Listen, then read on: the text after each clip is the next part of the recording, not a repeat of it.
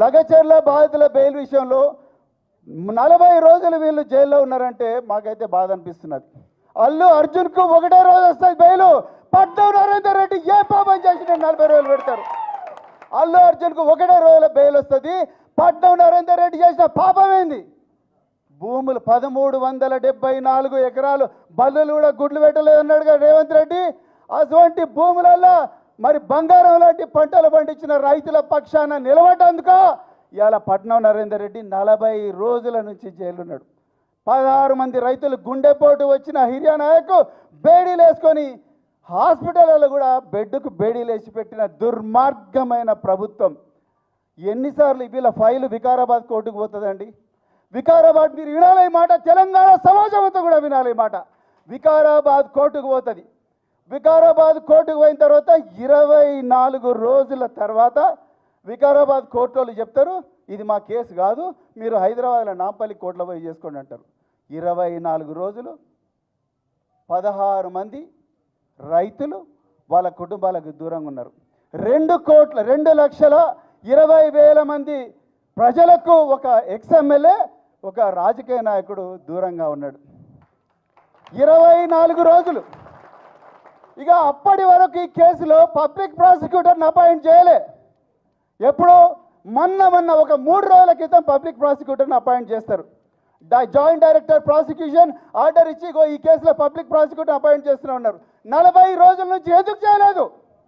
40 రోజుల నుంచి చేసి ఉంటే పట్నం నరేందర్ రెడ్డి అలా బయటకు వచ్చేటాడు కదా, సురేష్ బయటకు వచ్చేటాడు కదా, హీరా నాయక్ బయటకు వచ్చేటాడు కదా, వీళ్ళందరూ రైతులందరూ కూడా బయటకు వచ్చేటాడు. ఒక్క రోజన్న ఆలోచించింది ఆ గవర్నమెంట్?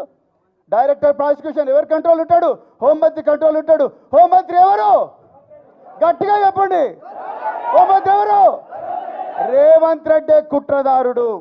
నేను న్యాయ వ్యవస్థ మీద నాకు ఫుల్ నమ్మకం ఉన్నది, కానీ నేను జైలుకు పోయినా మంచిదే, కానీ ఈ లగచర్ల విషయంలో ఈ రైతులందరికీ అన్యాయం జరిగింది. ఇక్కడ ఒక సినిమా యాక్టర్కి ఏమో 1 గంటల బెయిల్ వస్తుంది. పట్నం నరేందర్ రెడ్డికి రైతులకు అన్నంతో అన్నం పెట్టిన అన్నదాతలు మాత్రం ఇప్పటికి కూడా జైల్లోనే మగ్గున్నారు చెయ్యని నేరానికి. వాళ్ళ కోపం వచ్చింది వాళ్ళ కోపం వచ్చింది. వాళ్ళ భూములు గుంజుకుంటున్నారు. ఒక ఆయన రాజ్యాంగ వ్యక్తి 100 మంది తీసుకొని పోతాడు, వాళ్ళు గడబడి చేస్తారు. మరి ఏం చేస్తారు? మరలేక వాళ్ళు పోరాటం చేసినారు. మిత్రులారా, చివరిగా ఒక్క మాట నేను చెప్తున్నా మీకు, పోరాడితే పోయేదేమి లేదు బానిస సంఖ్యలు తప్ప. మనం తప్పకుండా పోరాడాల్సిందే. వెనకకు పోయే సవాలు మన ముందర ప్రాణ త్యాగానికి కూడా సిద్ధమైన నాయకుడు ఇవాళ మన ముందర ఉన్నాడు. నువ్వు ఎన్ని కేసులు, అరే పొద్దున్న లేచినప్పటి నుంచి రేవంత్ రెడ్డి ఆ కేసు ఈ కేసు, నేను